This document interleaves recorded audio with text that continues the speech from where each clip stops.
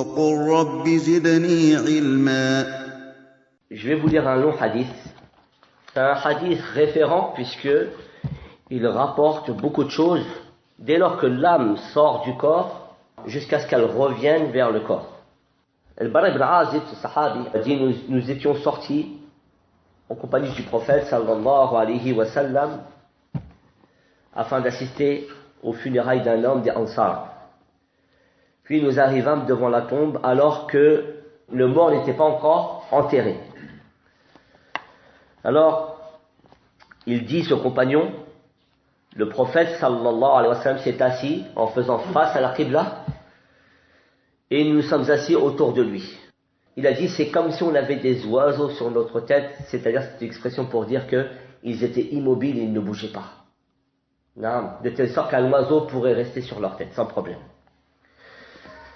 Et le prophète avait un bâton avec lequel il frappait le sol. Non. Et il regardait au ciel. Puis, lorsque le prophète sallallahu alayhi wa sallam tapait avec le bâton la terre, comme une personne qui est préoccupée, comme disait le savant. Le prophète sallallahu alayhi wa sallam regarda autour de lui en observant le silence, puis il se mit à regarder le ciel, puis la terre, puis une deuxième fois le ciel, puis la terre, 3 fois comme ça. Il dit alors, au bout de la 3e fois, il cherchait refuge auprès d'Allah contre le châtiment de la tombe. Il nous répéta cette exhortation 2 ou 3 fois. Ensuite il dit, oh Allah, je cherche refuge auprès de toi contre le supplice de la tombe. Il dit ensuite, sallallahu alayhi wa sallam, lorsque le croyant arrive au terme de sa vie d'ici-bas et est sur le point de débuter sa vie dans l'au-delà, des anges au visage blanc et rayonnant comme le soleil descendent du ciel vers lui. Ils apportent avec eux un linceul et du parfum venant du paradis. Ils s'assoient alors et sont tellement nombreux qu'ils emplissent son champ de vision. C'est-à-dire, où qu'il tourne la tête, il voit devant lui un ange.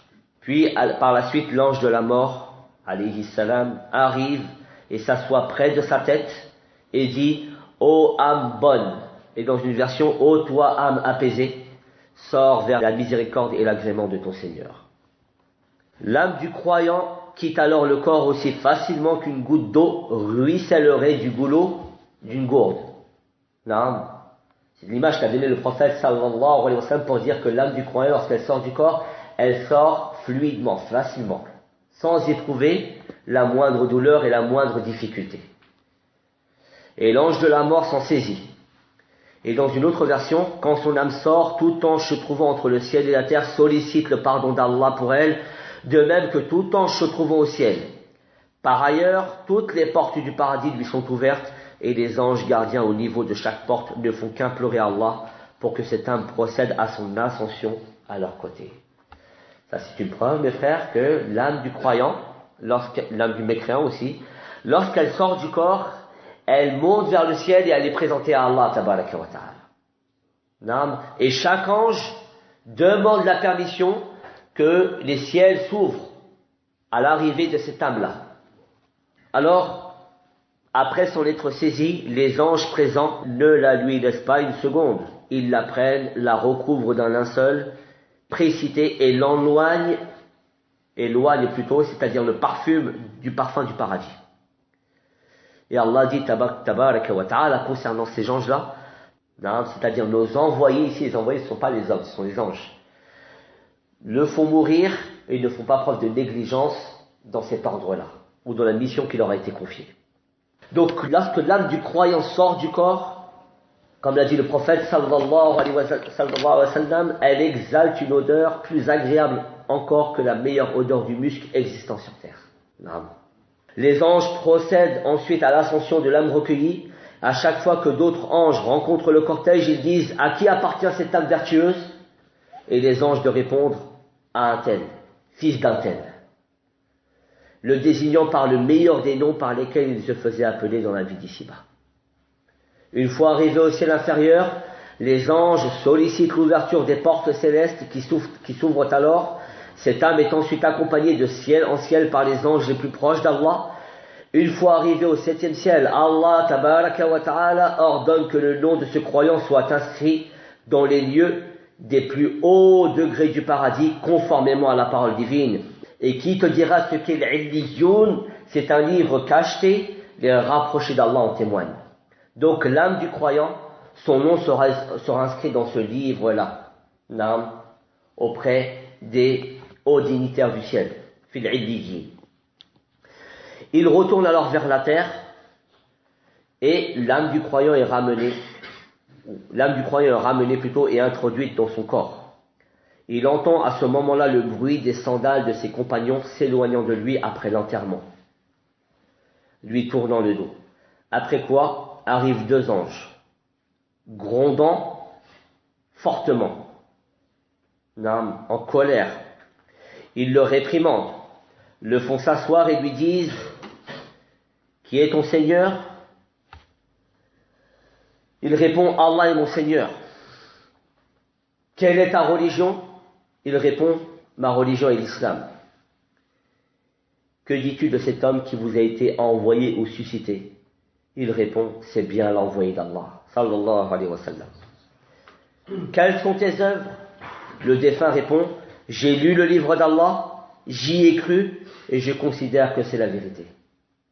L'ange le gronde alors et lui dit: qui est ton Seigneur? Quelle est ta religion? Qui est ton prophète? Le prophète a dit par la suite: ce sera la dernière tentation que connaîtra le croyant. C'est à cela que fait allusion ce passage du Coran où Allah dit tabaraka wa ta'ala: Allah a affermi les croyants par la parole ferme dans la vie présente et dans l'au-delà, tandis qu'il égare les injustes et Allah fait ce qu'il veut. Le croyant répond alors: mon Seigneur est Allah, ma religion est l'islam et mon prophète Mohammed sallallahu alayhi wa sallam. Un appel du ciel retentit à ce moment.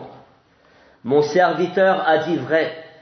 Étalez dans sa tombe des tapis provenant du paradis, habillez-le des vêtements provenant du paradis et ouvrez-lui une porte donnant sur le paradis, d'où lui parviennent les parfums et la brise du paradis. Sa tombe sera ensuite élargie jusqu'à perte de vue. C'est alors qu'un bel homme, exhalant une bonne odeur et portant de beaux vêtements, vient à lui, et dans une version, un homme apparaît et lui dit: je viens t'annoncer la bonne nouvelle. Réjouis-toi d'un agrément de la part d'Allah et réjouis-toi de jardins aux délices permanents. Voilà devant toi le jour que l'on t'a promis. Qu'Allah t'annonce une bonne nouvelle. Mais qui es-tu? Lui demande le défunt. Ton visage annonce d'emblée de bonnes choses. Et l'homme de répondre: je suis tes bonnes œuvres. Ana a'maluka as-salihah. Par Allah, je ne t'ai connu que prompt à obéir à Allah et réticent à lui désobéir. Qu'Allah te récompense donc par le bien. Par la suite, une porte du paradis lui est ouverte, de même qu'une porte de l'enfer. Et on lui dit: regarde la place que tu aurais occupée en enfer si tu avais désobéi à Allah. En échange, Allah t'a assigné une place au paradis.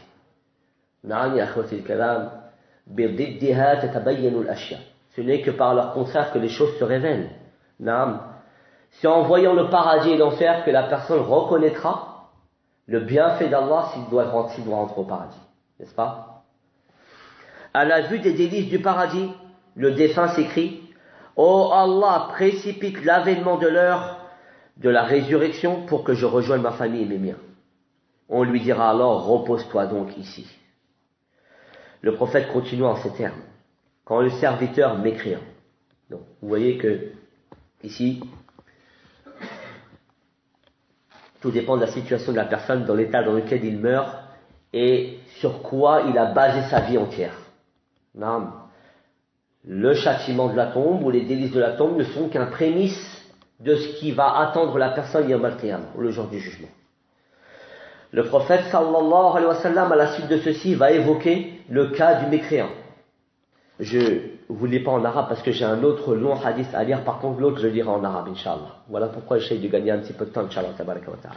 Quand le serviteur mécréant, et dans une version le pervers, arrive au terme de sa vie d'ici-bas, et est sur le point de débuter sa vie dans l'au-delà, des anges durs et rudes, au visage noir, descendant du ciel, Ils apportent avec eux une robe de laine tissée de feu, s'assoient et sont tellement nombreux qu'ils emplissent le champ de vision du défunt.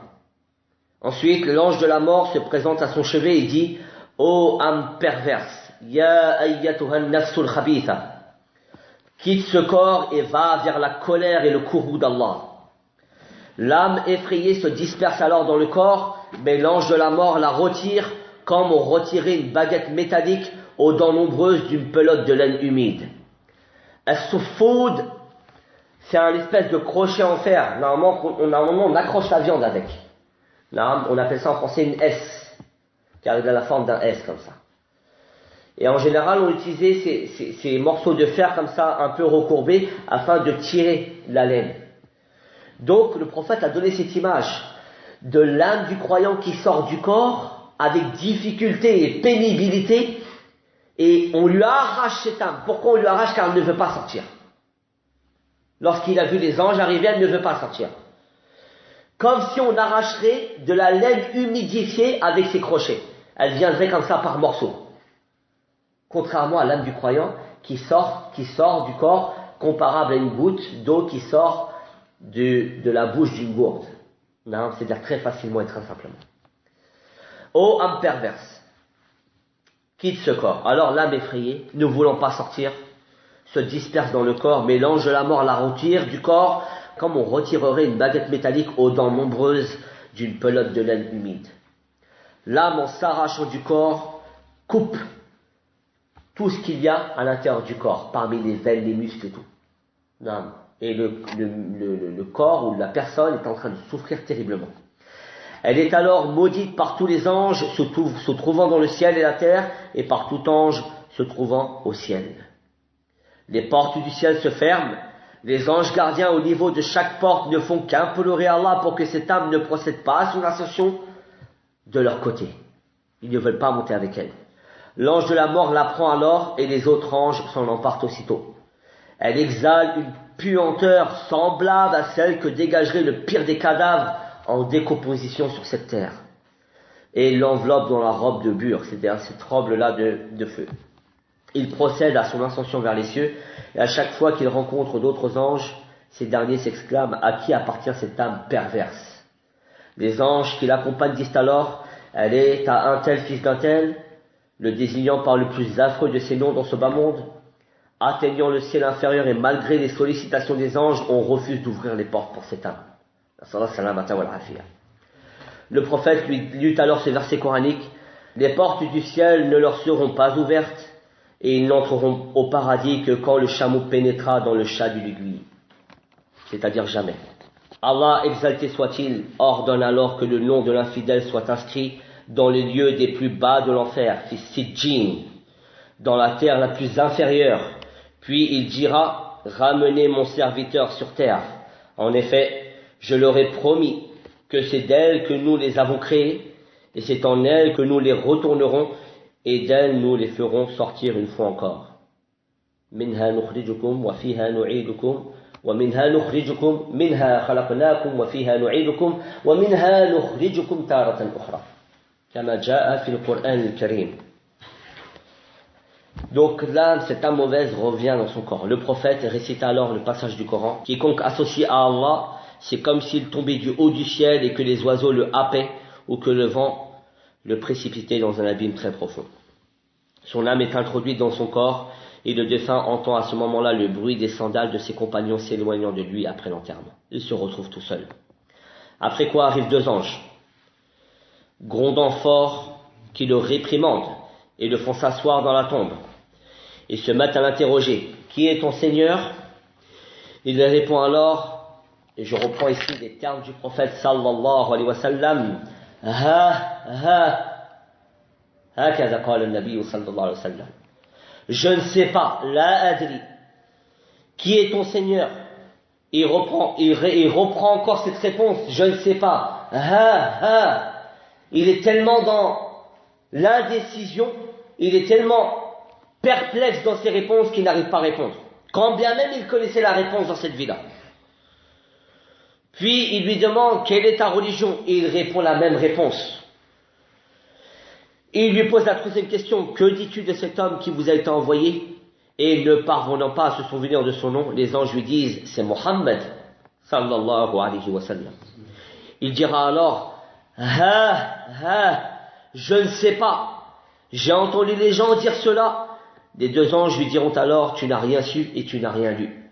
À ce moment-là, un appel retentira du ciel, disant, mon serviteur a menti, étalez sous lui une couche de feu et ouvrez-lui une porte donnant sur l'enfer. La chaleur et l'ardeur de l'enfer lui parviendront.